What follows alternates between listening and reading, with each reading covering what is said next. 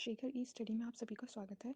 प्रिय विद्यार्थियों, हमारे इस ऑनलाइन इंस्टीट्यूट के माध्यम से आप सभी को गणित और हिंदी विषय का आधारभूत तरीके से अध्यापन कराया जाता है, जिसमें कहीं अगर थोड़ी बहुत त्रुटि हो जाती है तो उसके लिए हम क्षमा प्रार्थी हैं और इस संबंध में आपके सुझाव आमंत्रित हैं। धन्यवाद।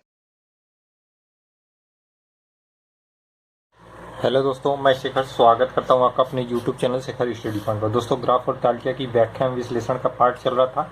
इसका पहला पार्ट आ चुका था। ठीक है, हमने सिलेबस डिस्कस किया, पार्ट 1 बढ़ा दिया है। उसी क्रम में आज दूसरा पार्ट होगा। हम पाई ग्राफ का अध्ययन कर रहे हैं। ठीक है, पाई ग्राफ का अध्ययन कर रहे हैं। आप पूरे सिलेबस से परिचित हैं। 20 नंबर का ये आएगा। बहुत ही निर्णायक भूमिका में होगा। आपको एकदम कंठस्थ कर लेना है, कहीं से भी एक प्रश्न गलत ना हो। ठीक, तो उसी क्रम में आइए आज देखते हैं पार्ट दूसरा। देखिएगा, पाई ग्राफ से संबंधित प्रश्न ये आपको दिया है। निम्नांकित पाई चार्ट का अध्ययन करें और उसके बाद दिए गए प्रश्न का उत्तर दें। मतलब ये पाई चार्ट है। देखिए, इसे डिवाइड किया गया है। भोजन को 22.50%, विविध 38%, 25% कपड़े, 12.75% बच्चों की फीस। ठीक है, जो शेष बच रहा है वो है 1.75%। मैं बोल दे रहा हूँ, अगर नहीं स्पष्ट दिख रहा है तो आप नोट कर सकते हैं। 1.75% क्या है? शेष है, विविध है ये 38%। ठीक है, आल टोटल आप जानते हैं पूरा वृत्त कितने का होता है? 100% होता है। और इसका पूरा कोण कितने का होता है? 360 डिग्री का होता है, ये आप जानते हैं। विभिन्न मदों पर किए गए व्यय हैं ये सब। मतलब ये आंकड़े जितने दिए गए हैं विभिन्न मदों पर किए गए व्यय हैं, तथा इसमें कुछ भाग शेष बचा हुआ है उसे भी दिया गया है। 1.75% ये शेष है। ठीक है, तो आप फिगर समझ गए कहाँ कहाँ क्या क्या दिया गया है। अब आइए प्रश्नों पर चलते हैं। लगभग कितने डिग्री मान का केंद्र कोण बच्चों की फीस पर किए गए व्यय को निरूपित करेगा? बच्चों की फीस कहाँ पे है? यहाँ पे है। ठीक है, अब पूछ रहा है लगभग। ठीक है, लगभग में मान पूछ रहा है कि कितने डिग्री मान, मतलब कितना ये कोण, यही एंगल पूछ रहा है। ठीक है, लगभग इसी चीज को पूछ रहा है, कितने डिग्री मान का केंद्र कोण बच्चों की फीस पर किए गए व्यय को निरूपित करेगा। देखिए, मैंने आपको बता दिया था पहले ही 100% बराबर 360 डिग्री, तो 1% बराबर 3.6 डिग्री। ठीक है, ये चीज़ आपको पहले ही बता दी गई है।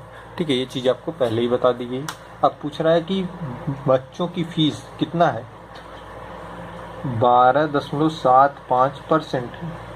1% और 3.6, तो 12.75 बराबर कितना होगा? गुणा कर दीजिए भाई। 1% बराबर जब इतना है तो इतना बराबर 12.75 गुणे 3.6। जब इसका गुणा करेंगे तो आएगा 45.9%। ठीक है, लेकिन आपसे पूछा क्या है? लगभग। जब आंकड़ा 9 के करीब आ जाए तो इसे आप 46 मानेंगे। अगर यही 5 के अंदर रहा होता 45.4, 45.3, तो आप 45 ही मानते। लगभग कहाँ है? तो लगभग चूंकि ये 46 के करीब आ चुका है तो आप 46 इसको आंसर मानेंगे। ठीक है, इस तरीके से प्रश्नों को सॉल्व करेंगे। आप इनका गुणा कर लेंगे तो इतना आएगा। ठीक, गुणा करेंगे तो इतना आएगा। ये चीज़ आप जानते रहिए, वृत्त में या पाई चार्ट में ये हमेशा आपको काम देगा।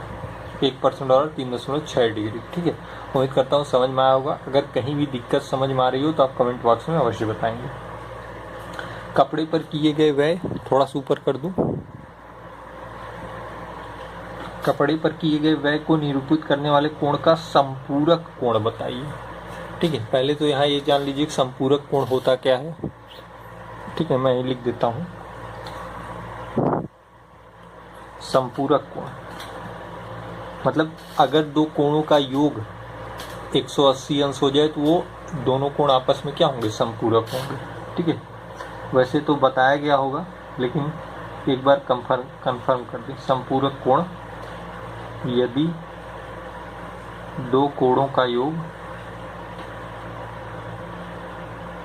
क्या हो? 180 अंश हो, तो वे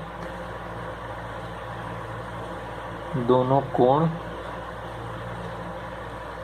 आपस में संपूरक होंगे।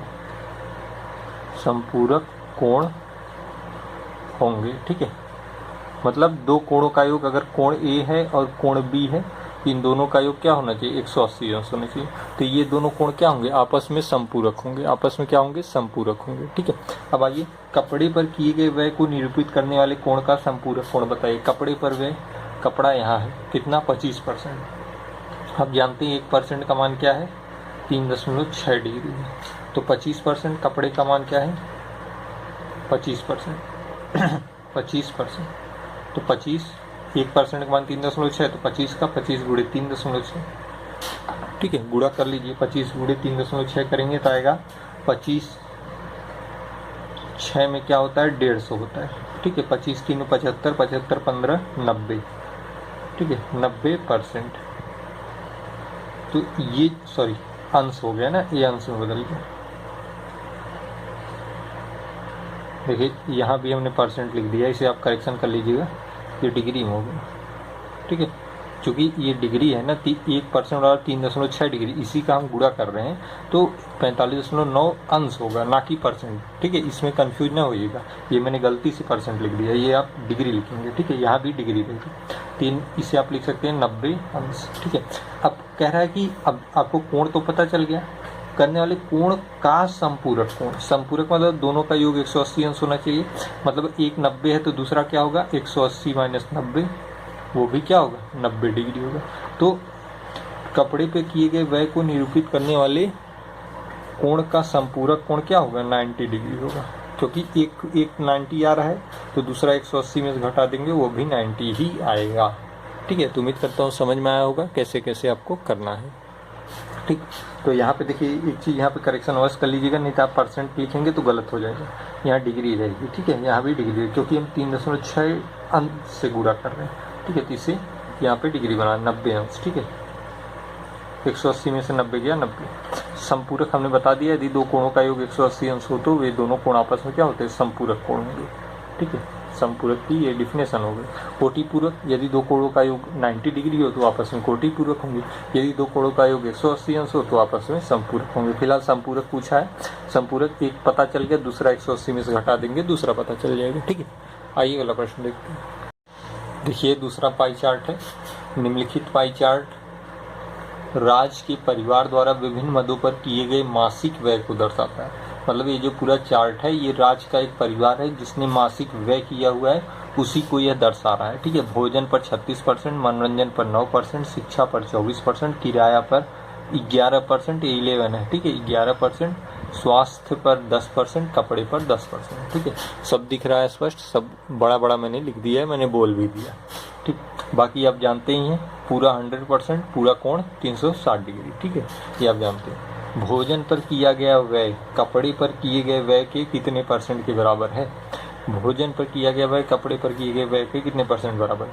यहाँ पे कुल व्यय नहीं दिया है, जब कुल व्यय न दिया हो तो आप मान लीजिए माना कुल व्यय कितना है, माना कुल व्यय 100 है, क्योंकि ये पूरा 100% होता है, आप 100 मानेंगे, परसेंटेज की बात है तो आसानी से सॉल्व कर ले जाएंगे, ठीक है। भोजन पर किया गया व्यय पूरा 100% है, मतलब 100% का मान यहाँ पे 100 हमने मान लिया, ठीक है, 100% का मान ही हमने 100 मान लिया, ठीक। अब देखिए भोजन, भोजन कहाँ पे है, भोजन यहाँ पे। जब भोजन की बात की जाए तो ये भोजन क्या है 36% है।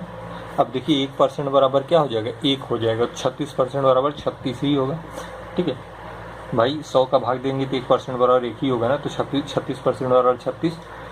भोजन पर किया गया व्यय कपड़े पर किए गए व्यय, कपड़ा कहाँ है, कपड़े पर किया गया व्यय, कपड़ा कहाँ है, यहाँ है 10%, 10% है तो 1% बराबर 1, 10% बराबर 10। कपड़े पर किए गए व्यय के कितने % के बराबर है, ठीक है। कपड़े पर किए गए व्यय के कितने पर, देखिए प्रतिशत आया है, इसलिए मैं कहता हूँ गणित का % पढ़िए, वो पढ़ाया जा रहा है, ऐसा नहीं आप डायरेक्ट ग्राफ और तालिका में आ जाइए तो दिक्कत होने लगेगी, ठीक है। इस चीज़ को ध्यान रखेंगे। यहाँ एक चीज देखेंगे, भोजन पर किया गया व्यय कपड़े पर किए गए व्यय की, किस पर, कपड़े पर किए गए व्यय के कितने %, कपड़ा का व्यय कितना है 10 है, इसका कितना % 36 होगा, मान लीजिए इसका x % 36 होगा, यही आपसे पूछ रहा है, यही x का मान निकालना है। 10 गुणे x बटे 100 बराबर 36, 0 0 से कट गया, x बराबर क्या आ गया 360 डिग्री, ठीक है, ये आपका आंसर होगा। तो अब देखिए कितने प्रतिशत के बराबर है, 360% के बराबर है, ठीक है। 1% बराबर 1 है तो यहाँ 360 बराबर 360% होगा, इस चीज को ध्यान रखेंगे, ठीक है। तो भोजन पर किया गया व्यय कपड़े पर किए गए व्यय के कितने % के बराबर है, 360% के बराबर है, ठीक है। कैसे किया हमने 100 मान लिया, 100% का मान 100 मान लिया, तो भाई भोजन 36% है 36, कपड़ा 10% है 10। अब कह रहा है कि भोजन पर किया गया व्यय कपड़े पर किए गए व्यय के कितने परसेंट के बराबर। कपड़े पर किए गए व्यय के x% के बराबर भोजन पर किया गया व्यय। तो x% बदल दिया हमने, 36 आ गया, x बराबर 360 ये परसेंट हो गया। ठीक है, 360% आप इसका आंसर लिखेंगे। आइए अगला प्रश्न देखते हैं। अगला प्रश्न है, यदि कुल मासिक व्यय 500 रुपये हो, यहाँ पे दिया हुआ है यदि कुल मासिक व्यय 500 रुपये हो तो शिक्षा पर किए गए व्यय तथा स्वास्थ्य पर किए गए व्यय का अनुपात क्या होगा। ठीक है, अब यहाँ पे आपसे अनुपात पूछा है। यदि कुल मासिक व्यय 500 रुपये दिया है, ठीक है, कुल मासिक व्यय कितना है 500 रुपये, ये आपको दिया हुआ है। और ऑल टोटल कितना मासिक व्यय हो रहा है 100% हो रहा है, तो 1% का मान कितना हो जा रहा है 5 हो जा रहा है। ठीक है, तो शिक्षा पर किए गए व्यय भाई 100% क्या है ऑल टोटल है ना, ये तो डिवाइड किया गया है हर भाग में, तो पूरा तो 100% है ना, इसीलिए मैं बार बार बता रहा हूँ ये ऑल टोटल 100% होता है। और कुल मासिक व्यय जब दिया है 500% तो 1% का मान 5। शिक्षा पर किए गए मतलब शिक्षा, अगर आप शिक्षा की बात करते हैं, शिक्षा पर कितना है 24% है, 24% है, 1% बराबर 5, तो 24 बराबर 24 गुणे 5, 24 5 में क्या होता है 120 होता है। तथा स्वास्थ्य पर, स्वास्थ्य पर कितना है, ठीक है, शिक्षा पे आप जानेंगे, स्वास्थ्य पे जानिए कितना है, स्वास्थ्य पे 10% है, 10% मतलब 10 गुणे 5, 10 5 में 50। ठीक है, 5 कहाँ से लिखा भाई, 1% बराबर 5, तो 10% बराबर 10 गुणे 5। अब दोनों का मान आ गया 120 और 50। यदि कुल मासिक व्यय 500 रुपये हो तो शिक्षा पर किए गए व्यय तथा स्वास्थ्य पर किए गए व्यय का अनुपात क्या होगा। अब अनुपात निकाल लीजिए। ठीक है, अनुपात क्या होगा,